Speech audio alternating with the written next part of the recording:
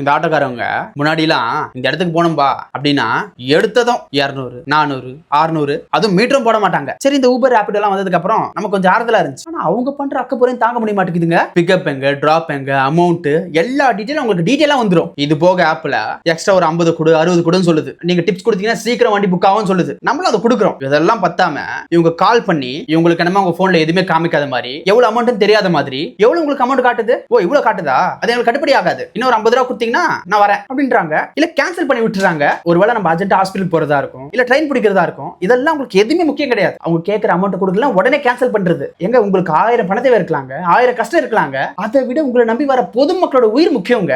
நீங்க அதிகமா சம்பாதிக்கணும்ன்றதுக்காக இந்த மாதிரி உயிர்ல விளையாடிட்டு இருக்கீங்களே. ஆட்டோவா இருக்கட்டும், வண்டியா இருக்கட்டும், ஓவர் ஸ்பீடா போறது, மேடு பள்ளம் பாக்குறது இல்ல, ஏறாங்களா இறங்குறாங்களான்னு பாக்குறது இல்ல, எதிர்க்க வண்டி வந்தானே இல்ல யார் வந்தான்னு பூந்து பூந்து ஓட்டுறது, மோதிர மாதிரி ஓட்டுறது. என்ன நினைச்சிட்டு இருக்கீங்க? உங்க ஆட்டோல ஏறிட்டா எங்க உயிர் எது உங்க கண்ட்ரோல்ல இருக்கிற மாதிரி ஆயிடுது. உங்க இஷ்டத்துக்கு ஓட்டுறீங்களே. யாராவது ஒருத்தர் எதிர்த்து கேள்வி கேட்டா நல்லா பேசுறீங்க. இப்ப கூட ரீசெண்டாங்க ஒரு பஸ் டிரைவர் வண்டி ஸ்பீடா ஓட்டி இருக்காப்ல. ஒருத்தர் தட்டி கேட்டு இருக்காப்ல, ஏன் இவ்வளவு ஸ்பீடா ஓட்டுறேன்னு. போட்டு அந்த அடி அடிக்கிறாருங்க. அவரு கெட்ட வார்த்தையில பேசுறாரு. மனசாட்சியில நீங்க பண்ற தப்ப கேள்வி கூட கேட்க கூடாது. என்னங்க நடந்துட்டு இருக்கு நம்ம நாட்டுல?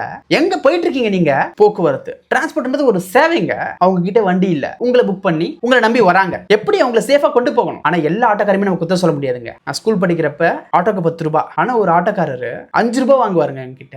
கரெக்டான அந்த டைம்க்கு வருவாரு. ஸ்கூல் பசங்களுக்கு மட்டும் 5 ரூபாய் வாங்குவார், வயசானவங்களுக்கு 5 ரூபாய் வாங்குவார். இந்த மாதிரி நல்ல ஆட்டோக்காரங்களா இருக்காங்க. நைட் 12 மணிக்கு சின்ன வயசுல ஒரு பூரா கடிச்சு பக்கத்துல இருக்கிற ஒரு ஆட்டோக்காரர் போய் சொல்றாரு, சாப்பிட்டுட்டு இருந்தாருங்க, ஹாஸ்பிட்டல் அட்மிட் ஆயிட்டு 2 மணி வரைக்கும் 3 மணி வரைக்கும் அவர் வெயிட் பண்ணி என்ன கூட்டு வந்தாருங்க. எங்க கிட்ட காசே வாங்கல. இப்படிப்பட்ட நல்ல ஆட்டோக்காரங்களா இருக்காங்க. இன்னும் பிரசவத்துக்கு இலவசமா வண்டி ஓட்டுறவங்களும் இருக்காங்க. ஆனா இவங்க யாருமே தெரிய மாட்டேங்குதுங்க. நீங்க பண்ற இந்த அக்கோ பொருள் அநியாயத்திலையும் தயவு செஞ்சு இந்த அடவடியா வண்டி ஓட்டுறவங்க, அடவடியா காசு வாங்குறவங்க, அடவடியா பேசுறவங்க, நீங்க எல்லாம் திருந்துவீங்கன்னு நம்புறேன். திருந்துங்க. இறைவன் கண்டிப்பா அதுக்கான ஞானத்தை உங்களுக்கு தரணும்னு நான் ஆண்டவரை பிரார்த்திக்கிறேன்.